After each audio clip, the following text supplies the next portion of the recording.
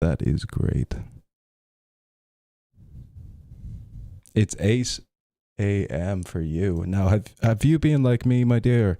Have you just, been consuming copious amounts of caffeine and just are still awake, haven't gone to bed, or have you just woken up? Anyway, good morning, good evening, good afternoon, good night, guys. Top of the morning to you. That's the only time I'm ever going to do that on this live, I'm going to tell you right now. I'm going to read some Irish stories, myths, legends, like we've been doing, having a bit of a chill time, winding down, winding up, winding, just for St. Patrick's Day. If you're off to bed, hopefully this will calm you down. If you're just waking up, hopefully this will keep you company as you get through your morning day. If you are going through your day, just listen to me. Just listen to my voice. This is not the dark side of the Force.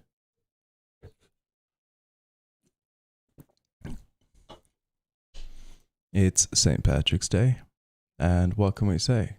It's the day that everyone just wants to be Irish, in both a very celebratory and bleak way. A lot of people think it's all about just wearing green and drinking Guinness. Other people think it's about reminiscing of our past endeavors, and other people think it's about, discussing how our culture was lost for so long. And I think it's about dancing. Nothing beats a good Irish trad dance. It's 5 p.m. in Australia. That is mad, Milk Tank. And also, the name Milk Tank, that's a pretty cool name. I always hated that Pokemon in the bloody second Pokemon game. It was the hardest thing to beat. I'll never forget it. I'm just fixing one more setting and then I'll start. Cool. So, we are live on all platforms. I'm probably going to be reading a lot more of the YouTube comments, but we have Twitch open. I'm looking at those comments. I've got TikTok down here. I've got TikTok. I've got Twitch. I've got YouTube. I am kind of really mad about doing this. And every time I try and go live, there's always something that kicks me in the teeth and messes up. It wouldn't be a Stewart live, would it, if I didn't, not know what I was doing. We'll figure it out one day. Yes, I will be getting moderators for YouTube. I have reached out to a few people to see if they'd be interested. And as for the Twitch, I don't know what's going on. The bot's not there, but yeah, people are still, I'm trying to figure that one out. My TikTok moderators, they're amazing. They're always just going to be there unless they want to leave. So I am very happy with them. I don't even want moderators. Like, this is just a chill time. No one needs to be watching the comments. Just like vibe. Please mention East Sussex from Ingapand. I believe you mean England, my friend. I may be Irish, but I can still say England right. The cheesy smolder. I wasn't even trying to smolder, but if you want me to smolder, I will. Not. So, for this, we are going to be reading Irish Legends, the braved and loved tales of Ireland. So, introduction.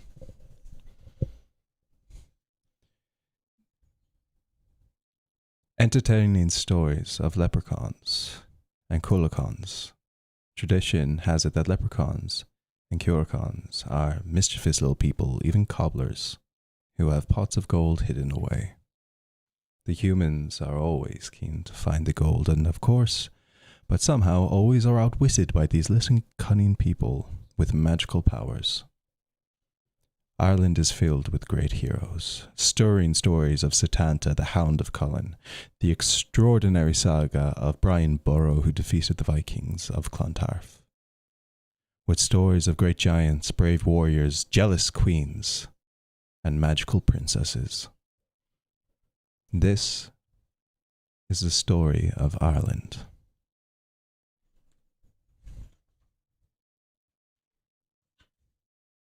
But actually, we're not going to read a story of Ireland. I've just had an idea. We have the story of our good friend Saint Patty in here. Ooh, we are reading about Saint Patty. Patrick and the Fuca?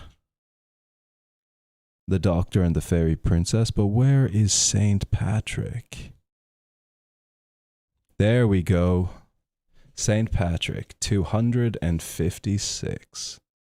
Here's the funny thing, and let me give you a bit of information that I know about Saint Patrick. One, and I probably said this 100 million times, Saint Patrick wasn't an Irishman. The patron saint of Ireland is not Irish. He is Welsh, and he's not even fully Welsh. His father was a Roman general. Now think of that. And also Saint Patrick is the patron saint of, I believe, Africa or Nigeria. But a Roman father who lived in Wales, Patrick was actually kidnapped by Irish invaders. He was brought back to Ireland to become a sheep herder. And Patrick needed to learn the language so that he could actually do his job properly. Thank you, Cactus, for the heart. So what did he do? He learned the language, he escaped, went home, and what did his father do then? Go back over there, son, to that country and, just convert it. Very simple, but that's our patron saint. But they're all different stories, you could go through the religious aspects, you could go through like the pagan history. In one book, he's painted a hero, another book, he's painted a villain. There's always two sides to every story, isn't there? Aaron, thank you so much for the swan. I must bring you to the lake someday. Again. I miss showing my swans to people. My otter is gone. I believe he left. But anyway, our first story is going to be the story of St. Patrick. Now, last time, can everyone hear me? Over there on Twitch? Can you hear me, guys? YouTube? You doing good? You seeing tight? TikTok? TikTok, I know you can hear me. Well, I hope so. Tasmania in Australia. Clear the condensation. That's a terrible Australian accent. I'm sorry, and that's the only phrase I know. Your swans, eh? Yeah, my swans. Great. You can all hear. The story of Saint Patrick. Now Patrick stood on the deck of a boat as it rolled up and down in the swell of the sea. He peered into the misty distance and caught sight of the shore. Patrick, after so many years, was returning to Ireland. Returning to the country he'd been sent to as a slave when he was 16 years old. He had escaped from such a harsh slavery as such a young man. After many travels and adventures, he had settled in France to become a priest. Then he had a dream from God telling him to send his message to the people of Ireland, to forgive them for what they did. Patrick watched as the sailors skillfully guided the boat between the jagged rocks, and in a moment he heard a scrape of pebbles against the bottom of the boat. He pulled his rough wooden robes up to his waist and jumped ashore. The sailors called goodbye and turned in their tiny boat. Patrick stood on a beach. His mission was to convert all the pagan druids of Ireland to Christianity. Soon Patrick heard about Lochray, the High King of Tara, who had summoned all the chiefs of Ireland to a feast. The Druids were about to celebrate the coming of spring with this special ceremony. The High Lord had ordered all the fires to be lit in all the surrounding lads and not to be put out until the great fire of Tara was lit. This was a pagan festival to take place around the same time as what the Christians called Easter. Patrick decided to show the pagan people the power of Christianity. He and his followers met at the Hill of Slane, opposite the valley with the Hill of Tara. There they lit their own huge fire, which blazed high in the sky. Now the Druids were angry when they saw this. They thought Patrick wished to be stronger than the High King of Tara. They told the king that if he was to keep his power over his people, he must defeat Patrick. So they ordered their fire on the hill of Tara to be lit, and soon the whole valley was aglow with flame. It was such a spectacular sight if you could have seen it. Men would be talking about it for years. The king, his soldiers and druids marched across the valley to Slane, where they tried in vain to put Patrick's fire out. They even tried to kill Patrick, but he stood bravely in front of the fire, singing hymns and praising God. The fire burned through the night, and its light shone across the land. The king saw that Patrick could not be defeated by force, and that made him think, after all, maybe the druids did not have all the answers. The next day, King Lochray invited Patrick to come to Tara and tell him about Christianity. On his way to Tara, Patrick stopped by the roadside to pick up a bunch of shamrock, a plant which was sacred to the druid, and he tucked it in his robes. The king had listened to Patrick and what he had to say about God and the Gospels and the beliefs of Christian faith. Some of it was very difficult to understand, especially Christianity believing in the Holy Trinity. How could God be three people, the Father, the Son, and the Holy Ghost? Suddenly Patrick had an idea. He pulled out a bunch of shamrock, and he showed the clover. There were 3 petals on the stem. 3, just like the Holy Trinity. The king understood Christianity that day, and he realized that Patrick did not want to be more powerful than him. Once the king saw that Patrick was not in competition, he agreed to allow him preach his gospel across the land. So it was that Patrick came back to Ireland in peace, and with the message of God, he tirelessly travelled the land, spreading the word and faith, establishing Christian faith. Eventually, he became a patron saint of Ireland, and the shamrock became its national emblem. Now, the funny thing is, if you were to read another story, Patrick was to banish snakes. Snakes are not indigenous to Ireland. Snakes cannot survive here. Snakes were never brought over here. We are so detached from Europe. So what did Patrick actually expel from Ireland? Snakes being a representation of sin. And sin back then was paganism.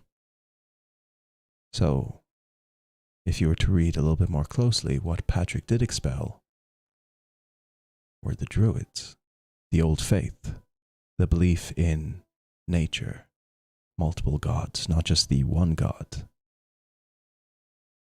It's, like I said, it's how you read a story. And there are always 2 sides, aren't there?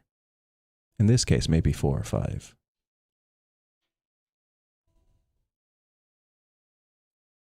So, that is our first story about Patrick. I'm just going to fix this here.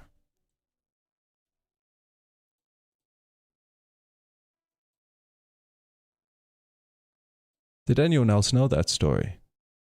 I'm trying to read the comments. Anyone else here know the story of Patrick?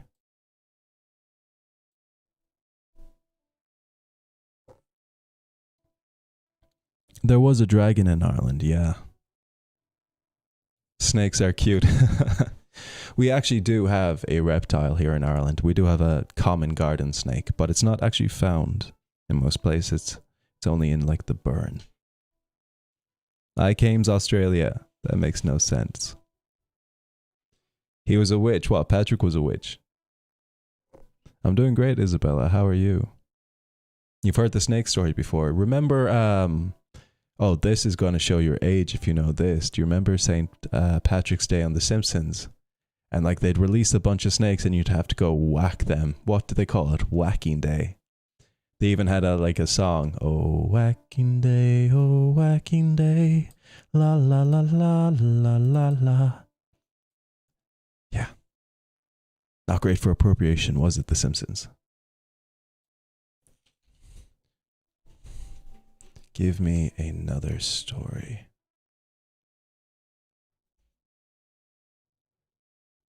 We read Lazy Anne. I remember that.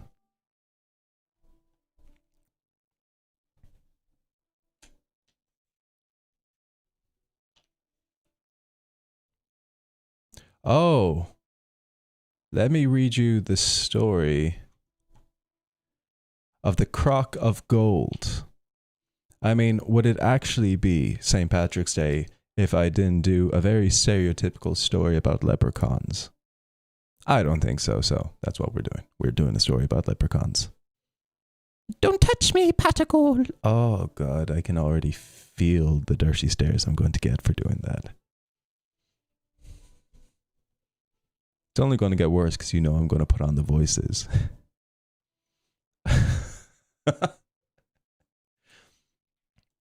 Okay, here's the Crock of Gold. It was a clear moonlit night as Tom walked home through the Valley of Clare. Suddenly he heard the most peculiar sound coming from the bushes ahead. His mother had warned Tom never to go to when he heard strange noises in the bushes, for obvious reasons, but also that it could be the fairy people. Even though Tom paused for a moment before moving closer to the trees, he decided, "Yeah, I'm going to see what's making that noise." So, Tom, blissfully unaware, walked over, separated the bush, and couldn't believe his eyes where there in front of him was a tiny little man, no bigger than his hand, with a beard tangled in the bush. He wore brown trousers, a green waistcoat, and a bright red cap on his head with tiny little shoes that were on the ground beside him. He had something in his hand, and when Tom looked closely at it, he could see it was an owl the size of a thimble. "This is my lucky day," thought Tom. "I found a leprechaun, and every leprechaun has a pot of gold, and I have to keep him in my sight, or the gold will be mine." Tom grabbed the leprechaun. He struggled, but Tom held him tightly and untangled his beard, and that made the little man angry. But Tom ignored his bad temper and whistled a merry tune. All the while he made sure he kept a firm hold on the leprechaun. Put me down, said the leprechaun. "No, not until you tell me where you've hidden your crock of gold," replied Tom. At last the leprechaun realized that Tom was determined not to let him go, so he said, "Right, I give up. The gold is buried under a bush near. Now let me go." "Oh no," said Tom.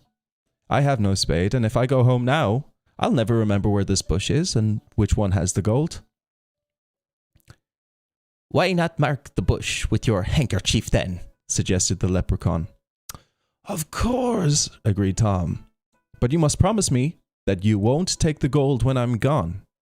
The leprechaun promised, and Tom put him down, got his handkerchief, wrapped it around the bush, and walked on his merry way.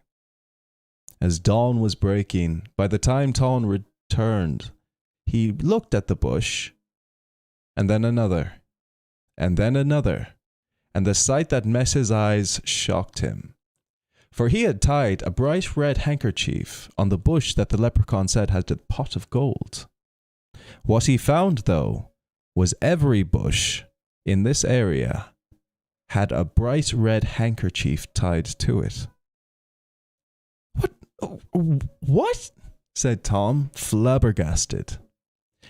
Then he could hear a tiny little cackle. Tom thought, "What a fool I've been.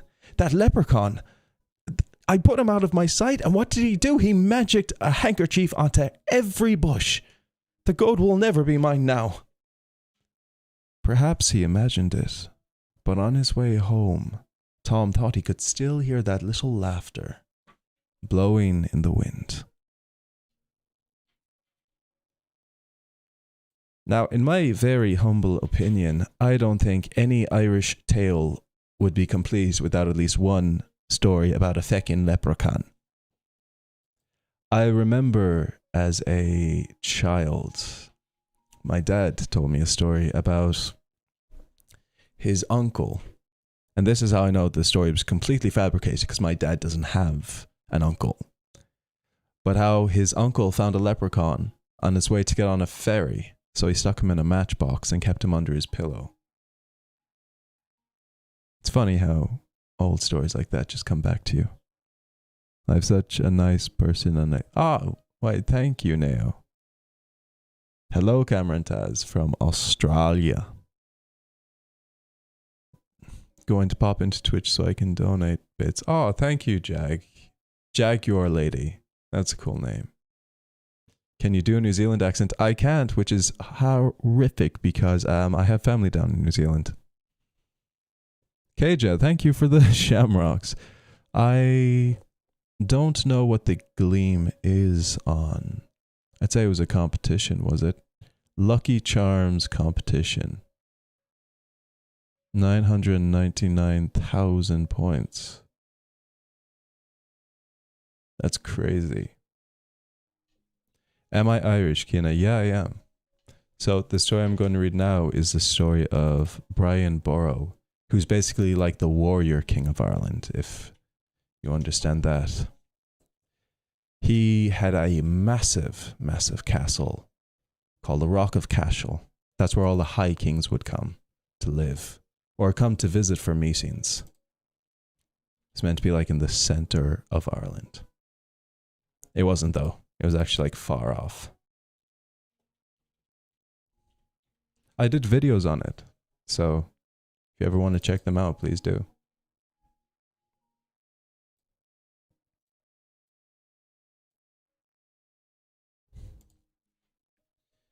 Brian Boru. The Vikings were fighting the people of Ireland, and Brian had spent many hours in battle. He was weary, but he was determined not to show it. He was a warrior from the tribe of Dalcase, and the son of Kentig, who had been once the king of Munster. Brian was still a boy. With a short spear in his grubby hand, his older brother Mahon had succeeded Kentig as king. But in his heart, Brian knew that he held a secret. Emer, the fortune teller, had told him that one day he would be Ireland's greatest king. As Brian looked around, he saw the Vikings' charge approach. He gripped his tiny little spear tightly. He looked for Mahon, who was in the thick of the fighting. But this time the Vikings were too strong, and the Dalcase were forced back, even to the gates of their fort, and Brian watched the mounting horror on the warriors' faces as all these wild Norsemen ran through the settlement. The next day there was a deep sadness. It hung over everyone. The ruined houses, the people, all of Munster felt it. Brian's own mother had been killed in the raid. Brian went to Mahon and told him, "I pledge today that I will avenge the death of my mother. I will not rest until these Norsemen have been driven from the shores of Ireland forever." Mahon saw the cold rage in his brother's eyes and realized that although he was still a boy, he had grown up that day. "Bravely spoken, brother. We will fight side by side, and I will be proud to have you with me," he cried. Years passed, with more fierce battles, and Brian grew taller, stronger, and braver. Then Mahon proposed a treaty with the Vikings. "They are too strong for us, and we cannot do anything more to our country," he declared. But Brian remembered how the Vikings had killed his mother. He would never bow to them, so he broke away from his brother and all who followed him. He was a skilled warrior. He could take charge. He could take them to war. Brian waited for his chance to fight the Vikings, and at last a great battle took place in Munster between Dalcassians and a huge force of the Viking warriors led by Ivar. Mahon was killed. Ivar's triumph was short-lived, however, because soon Brian was declared the king of Munster.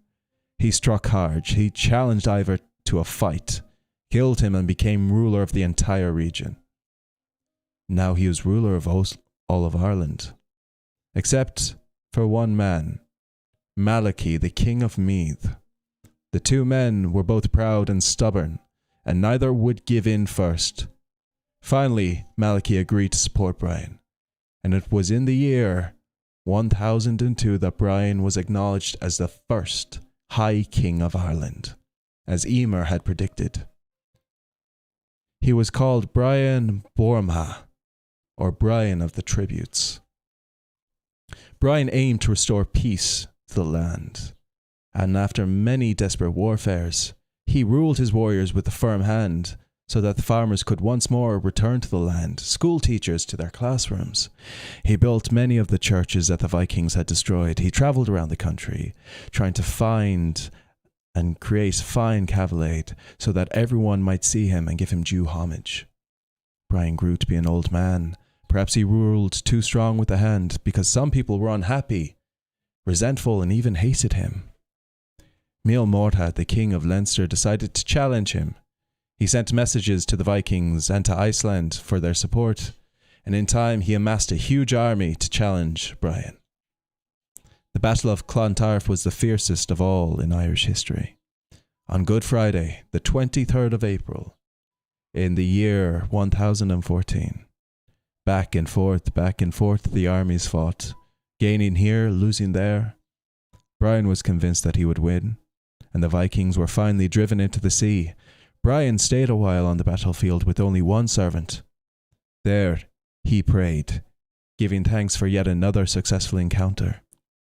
But, unknown to him, was a small band of Norse warriors determined to end his rule. For once and all, this couldn't be the Ireland anymore. They would at least get rid of this troublesome king. A warrior named Brodir from the Isle of Man struck the fatal blow, and within hours of the greatest battle ever reigned, Brian died. He was heartbroken. His warriors were heartbroken. His loyal servants were heartbroken, and there was a huge wake. That lasted 12 days and 12 nights. Bards sang of his exploits, storytellers recounted his deeds. His body was taken to the great state of Armagh, where he was finally laid to rest.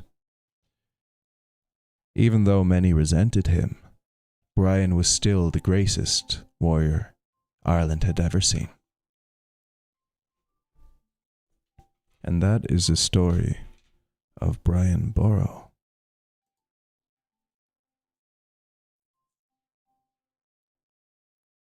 Read a magic one. Something with more magic. Okay, not like Ireland has any lack of those.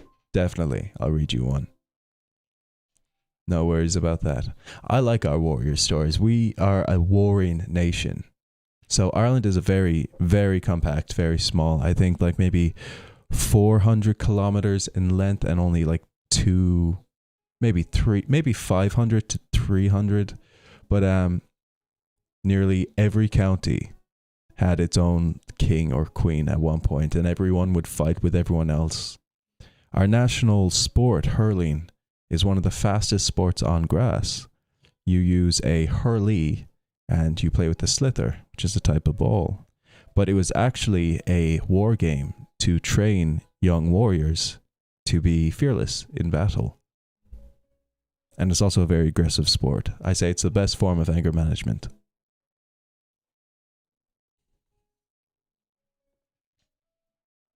What? So I'm going to read from Irish Fairytales, Myths and Legends. And I'll try and read one I haven't. I think I've read this book cover to cover maybe like 3 or 4 times, haven't I? I love this book.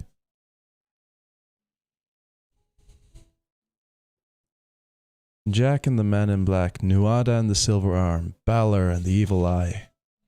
We have a lot of appendages, magical appendages, don't we? The Giant's Causeway.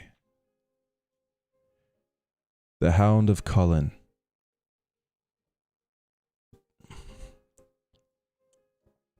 We'll read The Lady of Gallurus.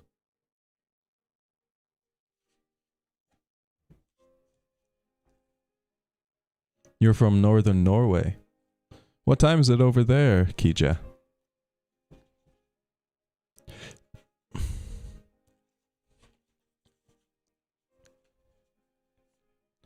Okay, so if anyone here is a Little Mermaid fan, I believe you're going to enjoy this one.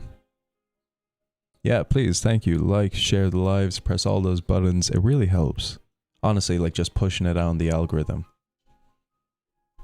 As if I know what I'm on about. Algorithms. So.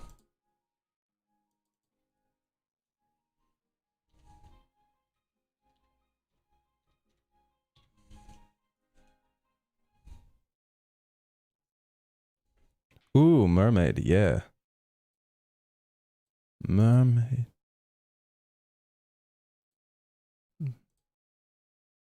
Let's stop you.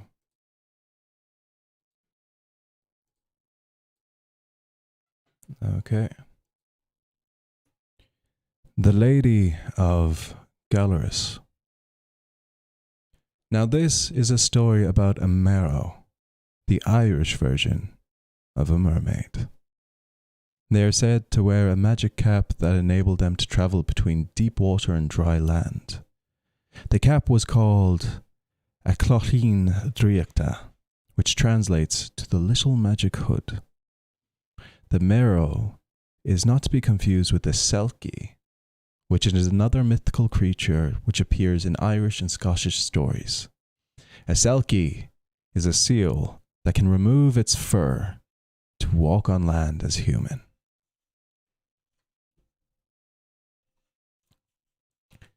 In Gallurus, in the county of Kerry, there once lived a man called Richard Fitzgerald. He was a lonely man, and all he wanted was a wife and maybe a few children. Being unmarried, he felt like a dance without music, like a pair of scissors without one of its legs. In short, his life was incomplete. One day he was sitting on the shore of his town harbour, and he looked out to sea, smoking his pipe. The water was a green and tranquil colour, like polished marble, and the smoke of Richard's pipe curled across his head like little small clouds. As he gazed along the beach, he saw the most extraordinary sight. A creature had washed up on shore. At first he thought it was a huge fish, its tail glistening in the sunlight, covered with iridescent scales. And then he saw that attached to the tail was a human body. A woman's human body, to be exact. With long golden hair. She was the most beautiful creature he had ever seen. Upon her head, she wore this little red feathered cap. And when she took it off and threw it into the sand nearby, a magical thing happened. The scales on her tail started to disappear, and gradually the tail split into two and became human legs, each piece contouring and convulsing until it took its proper shape. In minutes the woman had lost her tail, and with her legs she sat on a rock with her back to Richard and began to comb her hair. He knew what he was looking at. This was a Merrow. Many a fisherman had been lured to his death by the song of the Merrow. They were beautiful creatures from underwater, and Richard knew could not easily be tricked. He knew the Merrow's power lay in that enchanted cap. It allowed her to transform from human to sea creature, breathe underwater, and do so much more. Without it, though, she couldn't escape land. So walking very softly, he crept up behind her, put the red cap in his pocket, and then coughed. When she heard him, she scuttled from the rock, went behind it in fear. He could see that her eyes were darting around the sand, looking for her cap. But there was no finding it, and she began to sob fat tears. "Oh, please don't cry," said Richard, rushing up, holding her hand to try and soothe her. She stopped crying instantly, blinking up at him. "What is your name?" said Richard.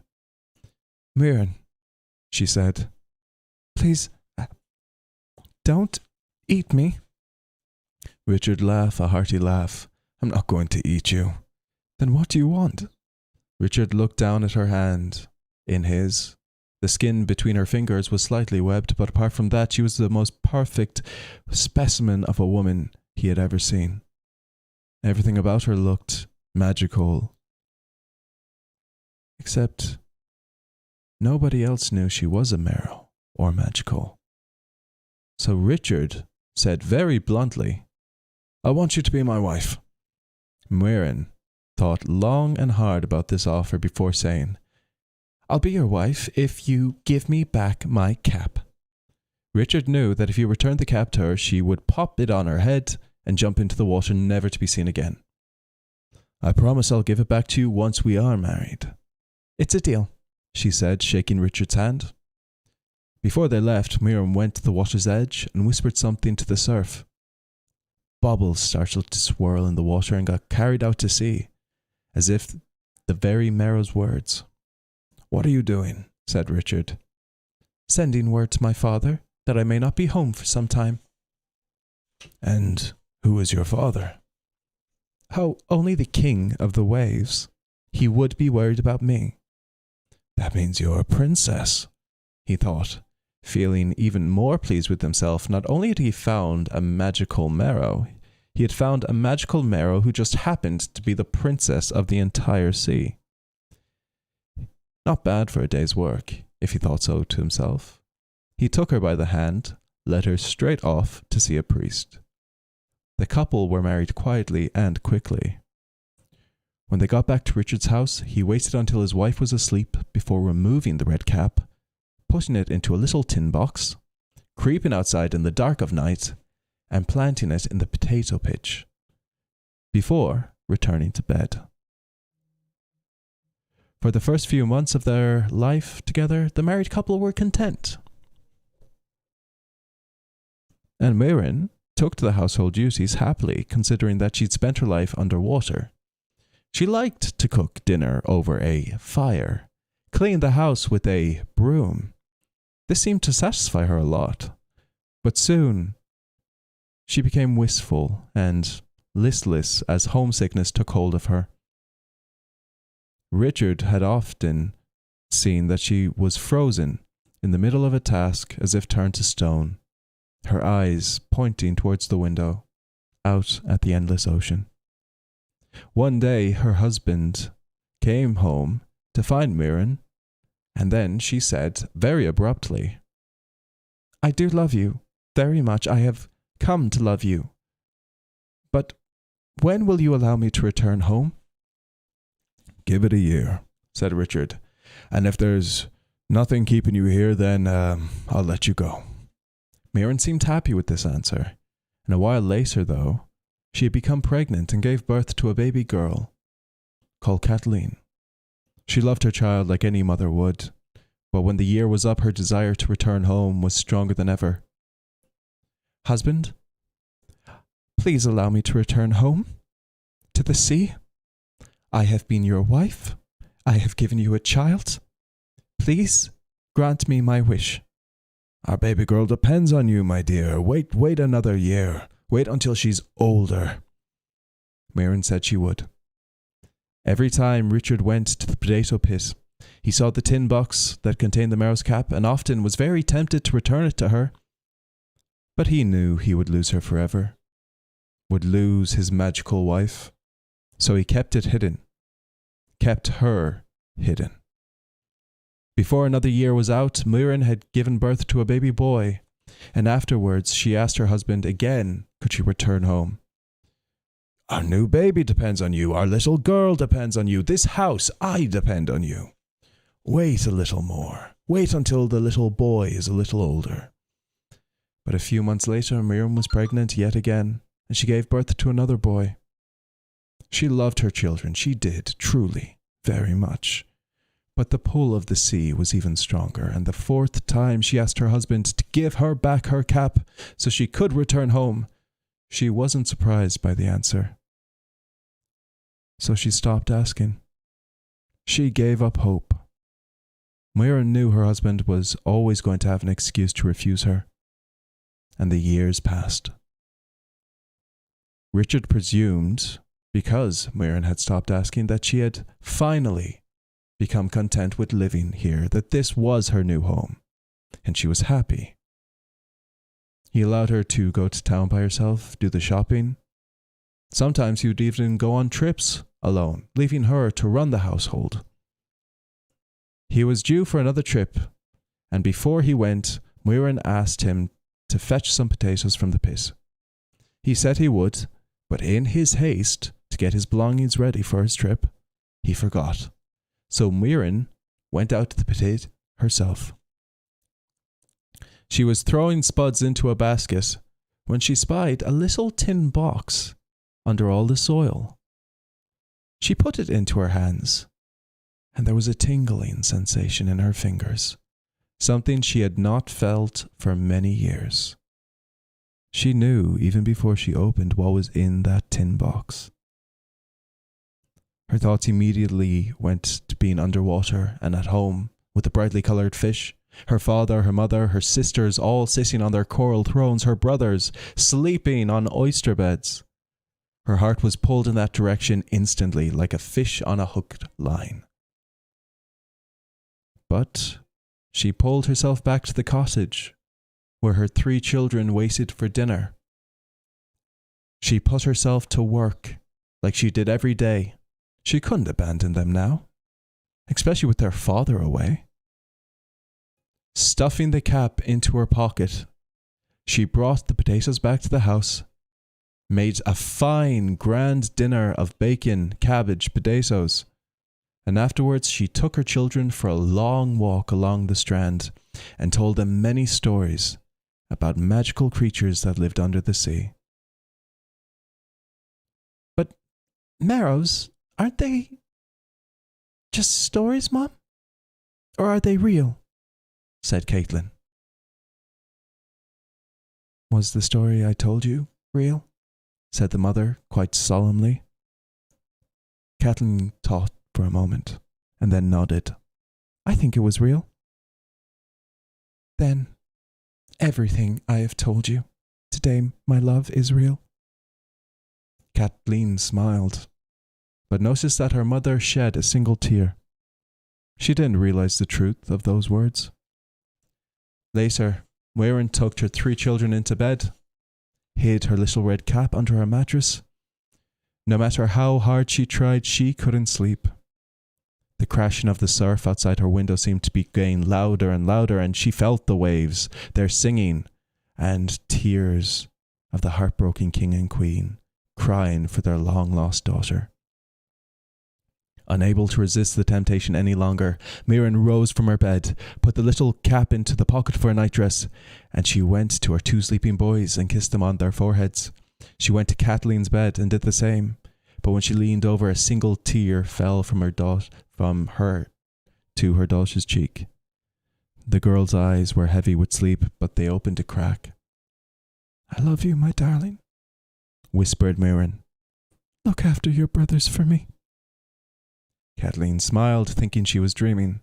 Turning over, she fell back to sleep.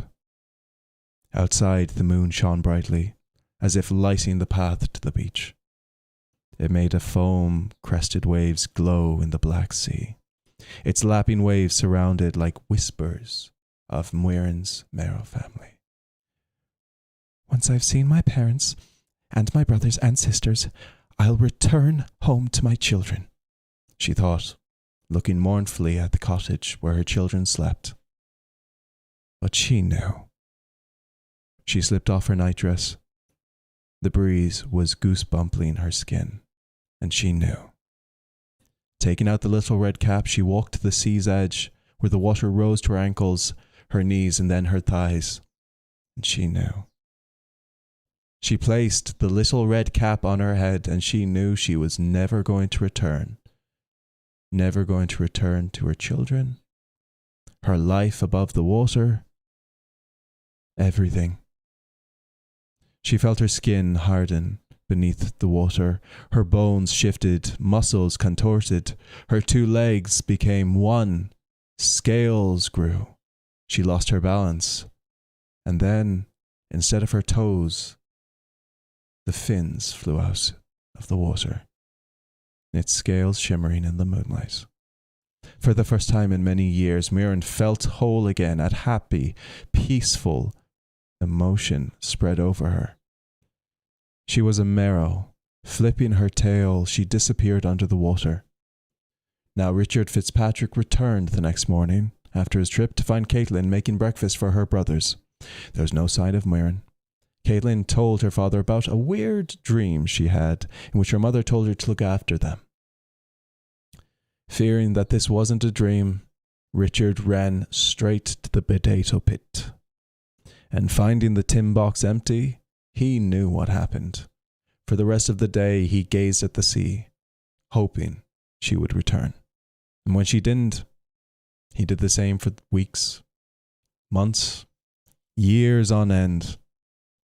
What he didn't know was that Muireann did return, often, but stayed beneath the surface of the water, where she watched her children play on the beach, how her heart ached to reveal herself, to show her children that their mother still loved them and didn't run away.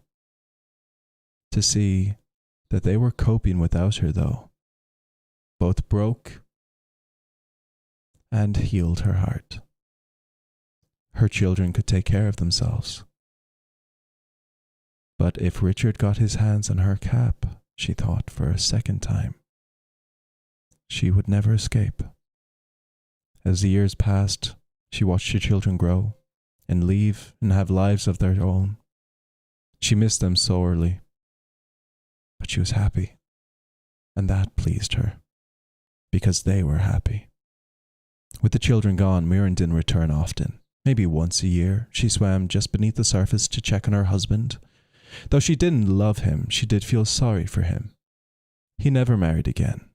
He spent his days watching the ocean, waiting for his wife, the magical Merrow princess, to return. And the locals then regarded her as the Lady of Gallurus. The end.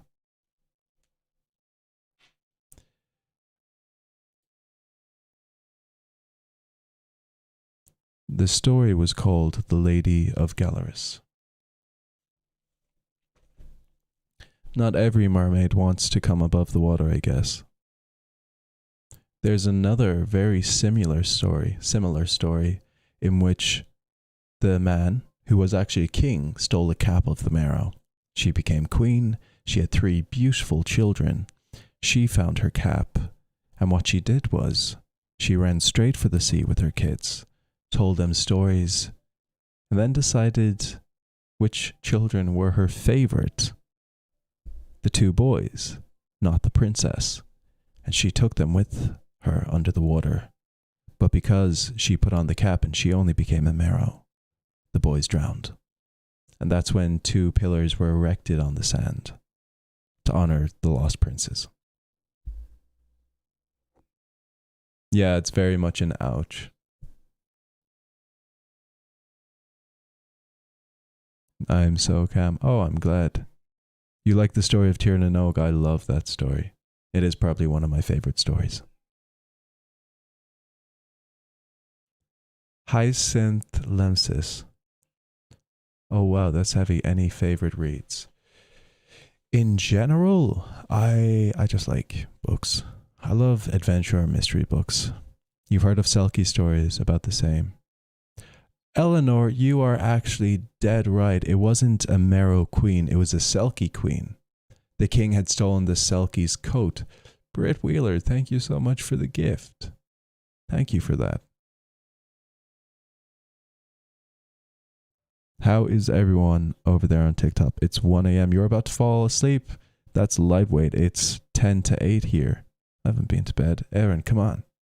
Get on my level, girl. No one needs to be on my level. This is the result of too much caffeine. I have not read the Kingkiller Chronicles. I have read The Cruel Prince. I wasn't a big fan of those books. What a way to start the day. I hope this helped your day. It's 10 there, Dara. Doa Reku. I said that wrong. I apologize profusely for butchering that name. I'll give you a vote because I'm seeing a lot of Tir na Nog everywhere. Would you like me to read Tir na Nog again? I know I literally just read it the other night. Laura Welk, 350. Wow, you and me, girl, we're on the same page. My alarm is supposed to go off in 10 minutes. Have you been to bed yet, up close? Hello, Phoenix, Arizona. Indiana. How is it 1 a.m. in Phoenix and like 7 or 4 a.m. in Indiana? Are you not beside each other? Scout 752, you and me are on the same time zone.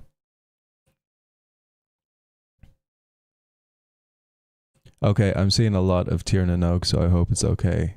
For St. Patrick's Day, we will read probably one of the most famous fairy tales. Bridget, thank you for that. Thank you for the heart. There is no time in NZ.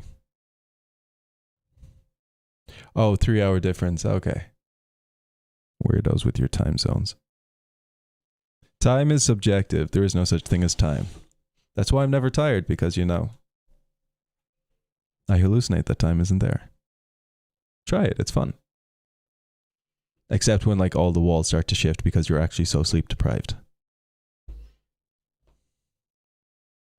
Tir na Nog is one of my favorite. I do like the story of Setanta and obviously the Children of Lear, because who doesn't like a bunch of swans?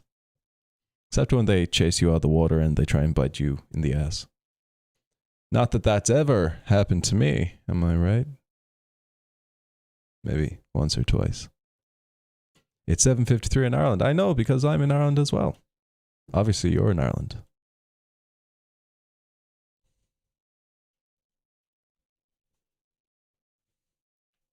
Time is fluid. You in an elf suit? No, I'm not. This is, how dare you call this an elf suit? This is Fae. This is Tamlin. I don't even know if Tamlin has a second name. Tir na Nog.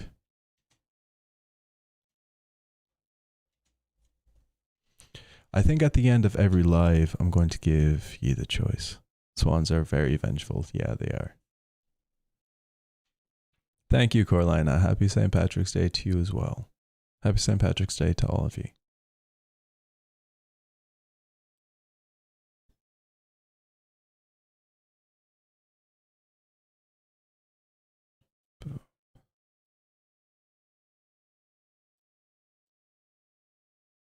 Now, why aren't you working?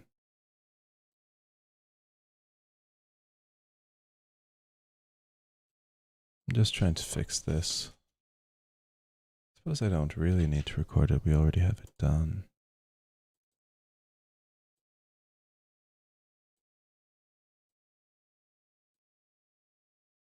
Nah, we'll go with it.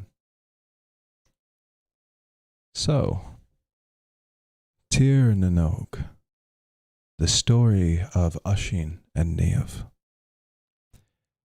Many countries have stories, legends, and myths about a hero who goes to another world only to return hundreds of years later. In the story of Urashima Taru, from Japan to King Hurla in Britain. Now Ireland has a story of Tir na Nog, the land of youth, and the warrior prince Oisin.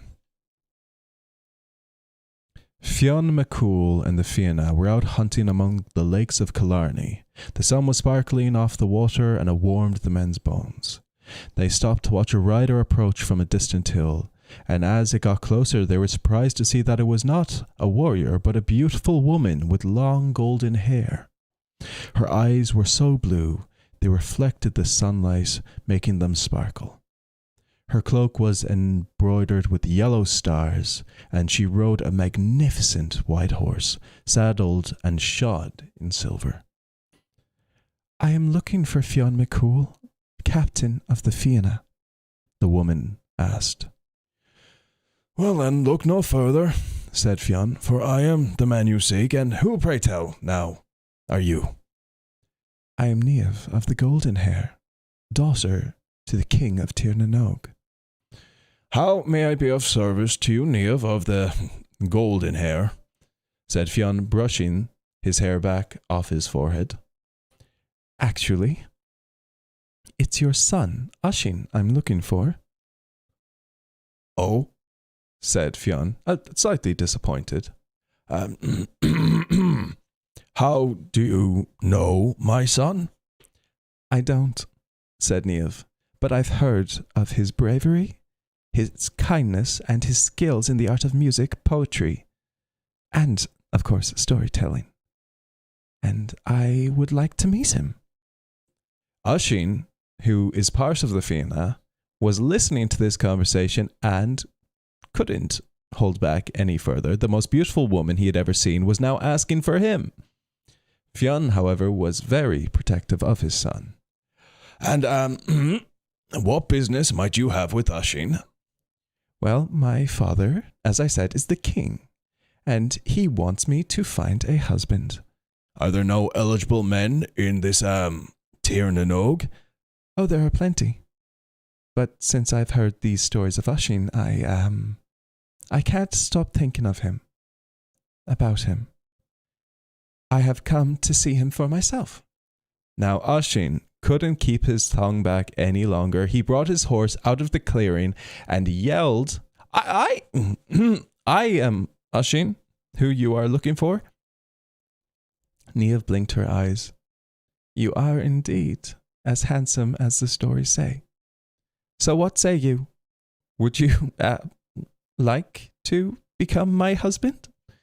If you come with me, one day you will rule Tir na Nog, a land where nobody grows old and nobody dies. You will have food aplenty, a towering castle, hundreds of swords, hundreds of cattle, sheep, hunting dogs, loyal servants, brave warriors. Oisin knew he couldn't refuse such an offer. He was blinded by Niamh's beauty. That didn't stop him to consider the price of the acceptance, though, that he would have to leave his family, his friends, his home behind. There's only one thing I want, he replied. And she is sitting on the horse, right in front of me. He moved towards her, but Fionn put his hand out to stop him. Oisin, my precious son, Please, don't go. I fear I'll never see you again. Father, I can tell already that this is the woman I am meant to marry. If I do not go, my heart is going to crack down the middle, Oisin said, his eyes bright with love. Now Fionn understood what true love was. He had felt that same way for Oisin's mother. Fionn was also aware that his son was part she, and a mortal wife would not satisfy him the way an eternal princess could. Promise me, though, one day you'll return, he begged to his son. I couldn't bear to think of you never seeing you again. I promise, said Oisin, but his mind was on his beautiful bride to be in front of him. He took Niamh's hand, climbed atop the saddle with her, and didn't have one backwards glance for his father. The pair galloped over hills and woodland until they reached the shores of the ocean. Their horse broke into a gallop across the sea, but the light-footed gallop over waves, as though the feet were barely touching the water. Oisin couldn't believe what he was seeing. They were galloping over the sea. With Niamh's perfumed hair blowing in his face, Oisin turned and watched Ireland shrink into the distance until they were surrounded by sea.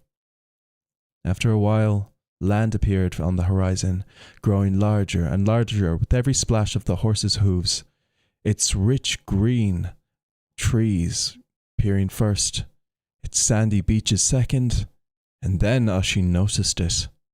A magnificent ivory castle on the coastline. Crowds lined the strand, cheering and waving flags at the approaching riders.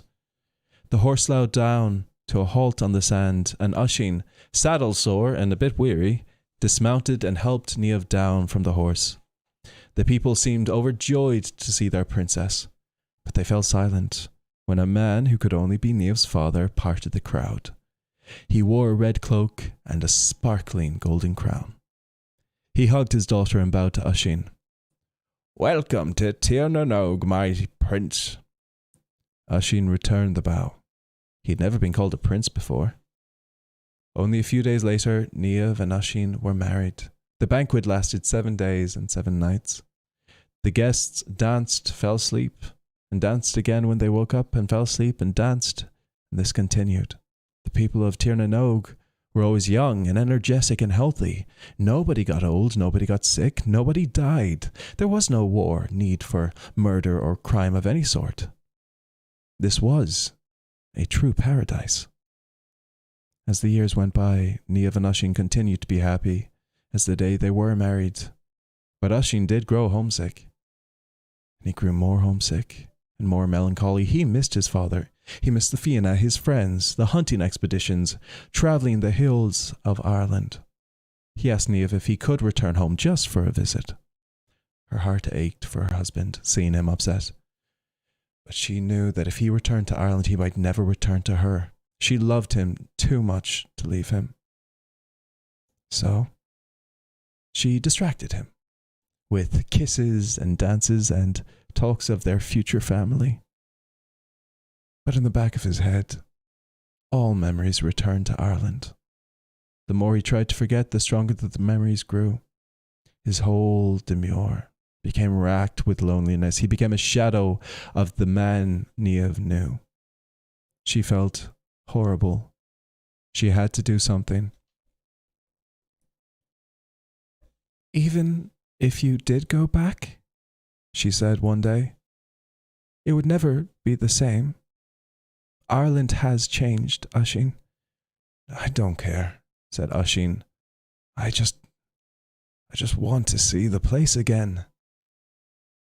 And with a sigh, Niamh said, then you may go. You must take my horse, but under one condition, Oisin. Oisin nodded. You must promise not to leave your saddle once you get there at all. I promise. I mean it, Oisin. You mustn't touch your feet on Irish soil. She knew that this was important because her own father had asked her to do the same thing when she got to Ireland for the first time. She knew something bad would happen if Oisin got off his horse. He laughed and told her not to worry, and then he kissed her. He ran to the stable, saddled up Niamh's horse, and was off. As she watched Oisin gallop across the waves, Niamh felt an emotion she'd never experienced before. Anxiety. Deep in her heart, she knew that her husband was on a dangerous quest, but there was nothing she could do about it. Risk the love of her life, or let him shatter with her. The horse's hooves caressed the waves so gently that they barely made a splash, and soon the Emerald Isle was in front of them. Oisin couldn't wait to see his father, his friends, the Fianna. He galloped up the beach, across the hills to search for them. Now he couldn't believe how much the place had changed. In just a few short years, many of the forests had been cleared, turned into farmland with enclosures for cattle and sheep. Strange stone crosses and buildings with narrow windows and spires were dotted all around the landscape, and Oisin had no idea what they could be. He was equally shocked when he met people. They were so small and weak-looking. Nothing like the old Celtic warriors, the people he knew, he remembered. When he asked about Fionn and the Fianna, everyone just cowered, looking at him like he was some kind of god, all muscle and golden locks. Frustrated, Oisin decided to head to the hill of Almu, where Fionn lived. But instead of finding the magnificent white citadel, he found a crumbling ruin, overgrown with ragwort and nettles and vines. Where is everyone? What's happened to this place? What's happened to Ireland? He decided to ride to the hill of Tara. If anyone knew where Fionn might be, the High King of Ireland would. On his way, he passed through the valley of Thrushes, not that far from what we call Dublin today. He came upon a group of men trying to move a boulder in a field they were ploughing. There must have been 10 of them in total, and they hadn't managed to shift the rock the tiniest bit. Their mouths dropped open when they saw Oisin approach. One of the men made a series of strange movements with his hands, as though he was making a cross. Do you need some help? Asked Oisin, pointing to the boulder. The men nodded fearfully, but Oisin, remembering what Niamh said, didn't leave his saddle. So he bent over the side to where the rock was. It was small anyway, he could pick it up with one hand. He scooped down, picked up the rock, and flung it as hard as he could. The villagers were so transfixed by this feat of strength, following the rock as it arched through the air, that they didn't notice Oisin leaned too far in the saddle the girth snapped. They didn't see the son of Fionn McCool fall to the ground, touching Irish soil. But just as Niamh had warned him not to, he did. And upon touching the ground, Oisin's body crumpled into a ball. His bones began to shrink, leaving his skin loose and wrinkly. His teeth and hair and muscles all disappeared in an instant, and by the time the villagers stopped looking at the rock and returned to face Oisin, he had turned into a frail old man. "I knew he was a fairy," said one of the onlookers, drawing back in terror. One of the braver men knelt down to Oisin and said, "Who are you?" "I am Oisin, son of Fionn McCool." You can't be Oisin, Fionn McCool's son. Fionn McCool and the Fianna have died at least 300 years ago. Oisin, the old man, was speechless. Had it really been 300 years? He had been in Tirnanog such a short time. How had 300 years passed in Ireland? Niamh did warn him that the place would have changed. Perhaps she knew, and that's why she didn't want him to go. "The old man is dying," yelled one of the villagers. "Someone, anyone, get him a priest." Together they carried the frail body of Oisin to a priest named Patrick, who was spreading a new religion through Ireland. Oisin learned that the stone buildings were called churches, where Christianity was prayed in. Before he died, Oisin in turn told Patrick stories of Fionn McCool and the Fianna, and his beloved Niamh of the golden hair, princess to Tirnanog. Patrick wrote all this down with a quill and ink, and this is why we have these stories today. And that is the story of Oisin and Tirnanog. Or should I say Oisin and Niamh and Tirnanog?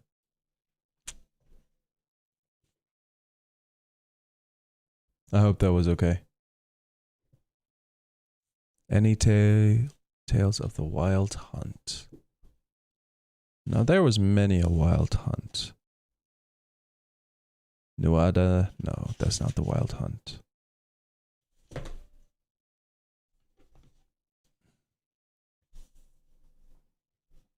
Give me a second there now, but I'll find one. If there's one. Battle of the Birds, the Brown Bear and the Green Glen, the Ship That Went to America. That might be an interesting one to finish off. It's not that long. Duffy and the Devil. No. Hey, Star Clouds Galaxy. I hope you like those stories. Will we read one more? Not me knowing every single word that he said from being Irish. You love the outfit, thank you. I thought I'd dress up for the occasion. Playing into the stereotype, you know.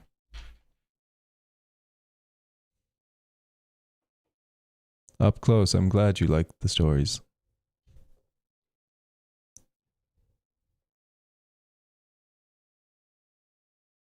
Innie, baby, I'm glad you liked the cameo and you bought the book from it.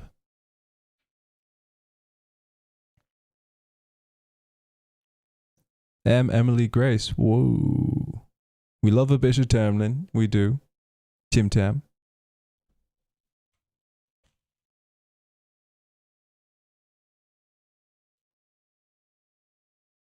No, there's just a difference between an elf and fae, Britt Wheeler. Like, that's easily enough to look up.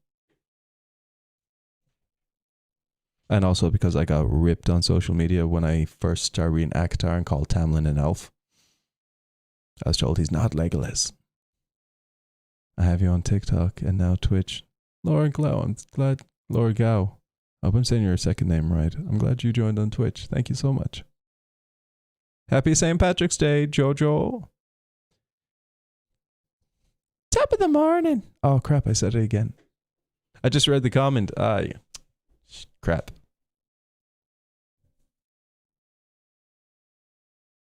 We'll do one more. You read Akhtar because of my Tamlin. Great. We love that. Sarah J. Mass, can I become a brand ambassador for you? Pretty please. Pretty please, missus. Oh, the leprechaun is cool. Thanks, Aaron. Where am I on that list?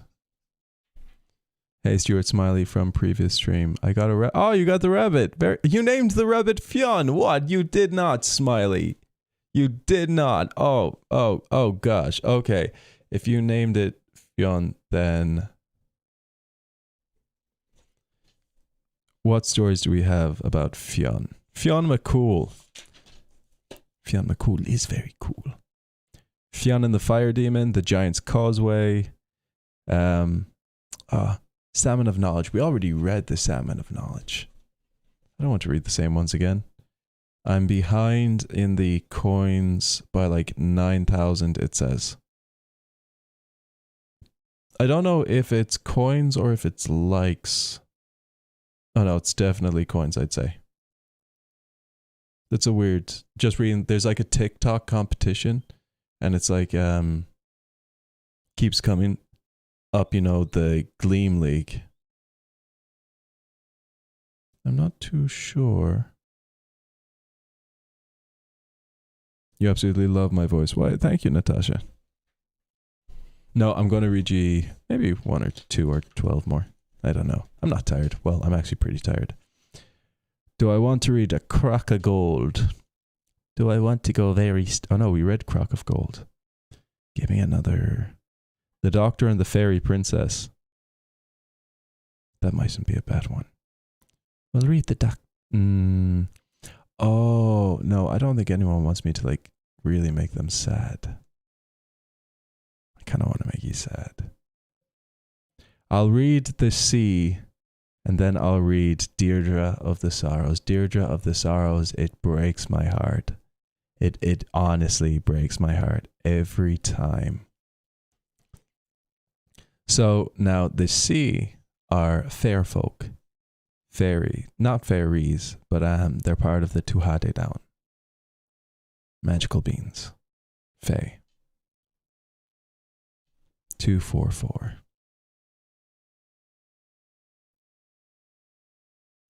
Okay.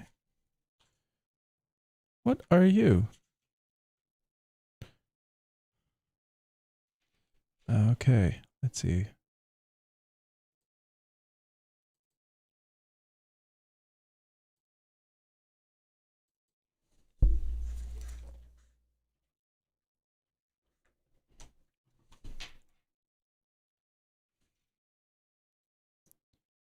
Once, there we go. The Sea. Once upon a time, there was a man called Sean who lived in a small cottage near a small village. During the long winter nights, the people of the village used to meet and tell stories to pass the time. Sean loved the music and the stories, but unlike his family and neighbours, he didn't believe in fairies or leprechauns or the little people, in fact. And whenever he heard anyone talk about the sea, the sigh, he would laugh. He would say he couldn't understand how anyone would be so foolish as to believe such stories. So one summer's day, Sean was resting at the edge of his field. The air was filled with various sounds of birds, bees, humming, some deer, rabbits, when suddenly Sean became very aware of another sound, a gentle tapping, which seemed to come from the nearby hedge, so he moved forward very slowly to investigate. And Sean couldn't believe what was there before him. It was a real-life leprechaun, exactly like those that Sean said didn't exist. The little man was there, in front of him, Sitting on a mushroom of all things, working hard. Cobbling a pair of shoes. More of this. He couldn't. No, he must still be dreaming, he thought. Because at the foot of the mushroom lay shoes. He had a leprechaun on top of a mushroom, cobbling a pair of shoes, some dainty fairy slippers and boots. No, Sean, in a flash, tried to slap the leprechaun out of his dream, only to realize that he had grabbed the little man off the mushroom. Where's your pot of gold? Demanded Sean. Gold, said the little man crossly. Gold! What do you think I am? A pot of gold. I'm only a poor shoemaker. All I have are my tools and a bit of leather. What did the story say? What did You can't fool me, said Sean. Give me your gold and I will set you free. All right, said the little man. My gold is buried safely in the field by the river. Take me there and I'll show you. From the stories he had heard, Sean knew exactly what he had to do to get the leprechaun to part with his gold. He must not take his eyes off the man for an instant. The leprechaun led him to a bush near the water's edge in the next field. There you are. Take me gold. Keeping his eyes on the leprechaun, Sean reached into the bush, and suddenly he began to scream in pain, for indeed there was a pot of gold, but also right beside it a beehive, and he had stuck his hand straight into it. Of course, he looked to see where the bees were coming from, but as soon as Sean took his eyes off the little man, he vanished, just as the stories said he would. So Sean didn't have the pot of gold, he didn't have the little man, but he had a massive swelling red hand filled with bee stings. Sean never told anyone how the leprechaun fooled him. When it was his turn to tell stories, though, on those cold winter nights back in the small village.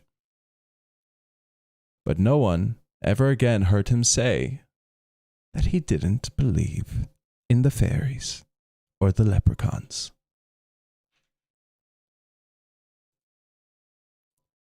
And that's the story of not being a twat like Sean. When someone says believe in fairies, do you know what, Boyo? I just say believe in fairies. Sure, what's the worst that can happen? What was the other story I want? Deirdre of the Sorrows. Oh, this one is so sad. This is such a tragic tale, and I love it. They all die. I was, this is a very bad thing to say. I went to a premiere, a very good premiere of Shazam. A lot of funny moments, a lot of good moments, a lot of not so good moments, but a lot more good than bad. But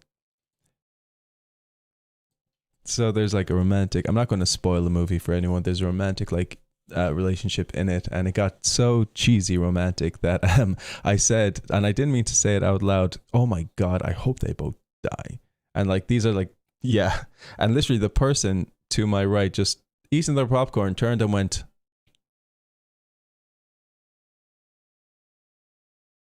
And it was in that moment I was like, maybe keep your comments to yourself in public. Yeah, I don't know. I like tragedy. They almost did though. Like they almost did. I was like, oh. Okay. 15% battery. Cool, so we have time for one more story. It is definitely something Stuart would say. Like, not gonna lie, it's something I would actually impulsively say. Thank you for the coins, Tara.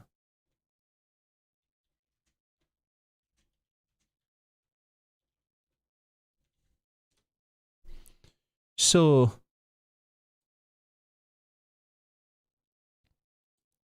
Deirdre of the Sorrows.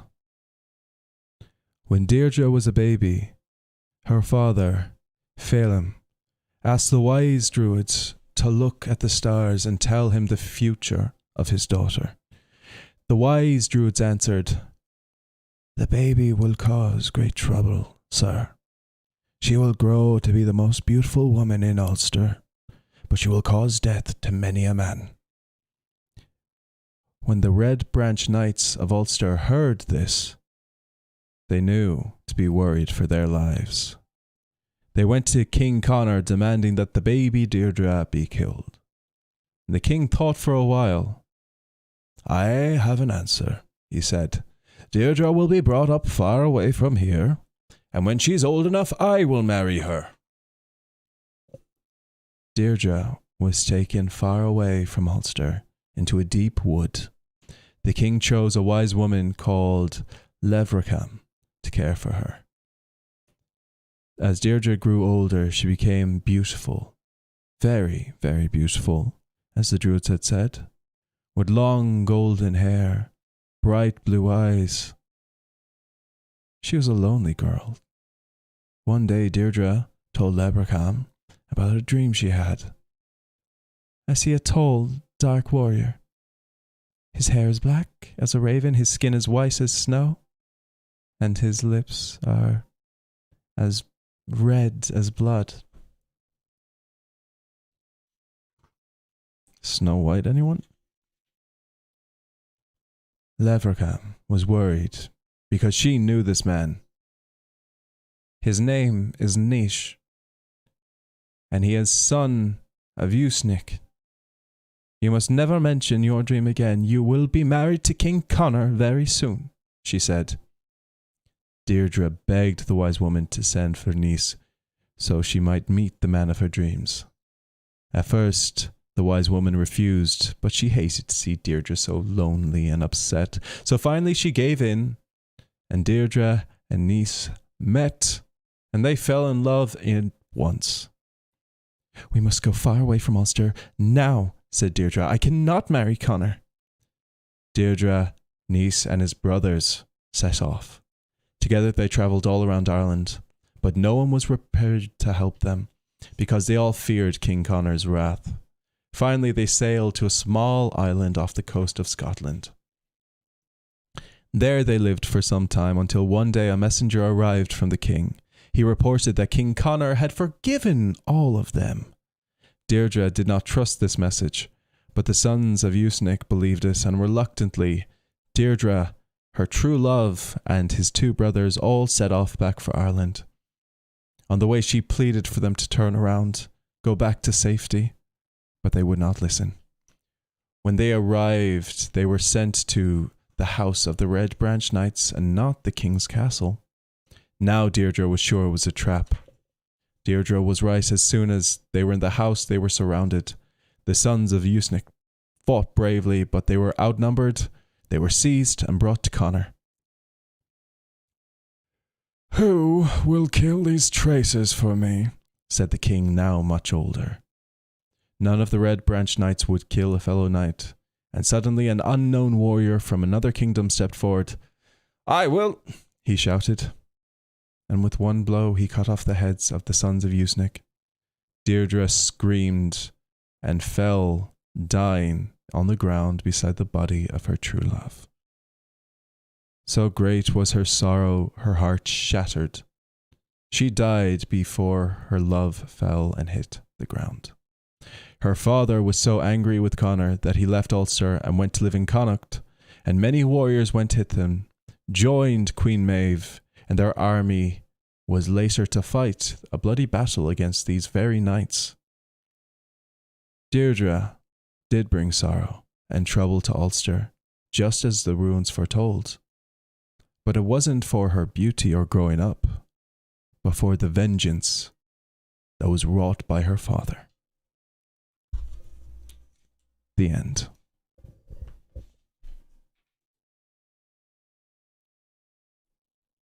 So, Niamh is dying, Deirdre heartbreaks, and she dies first before he hits the ground. It's a very tragic but beautiful kind of picture to imagine. Now guys, if I do not go to bed anytime soon, I will fall asleep on camera, on live, and I don't think anyone wants that again. Well, I don't know if you are into watching people sleep. If you are, that's good for you, as long as, you know, there's consent involved and you're not like doing an Edward Cullen from Twilight and just creeping into Bella's room, because that was always a really creepy scene for me. I don't care if Robert Pattinson is looking over your bed, like someone breaking into your house and just staring at you sleeping it's a bit of a red flag if you ask me.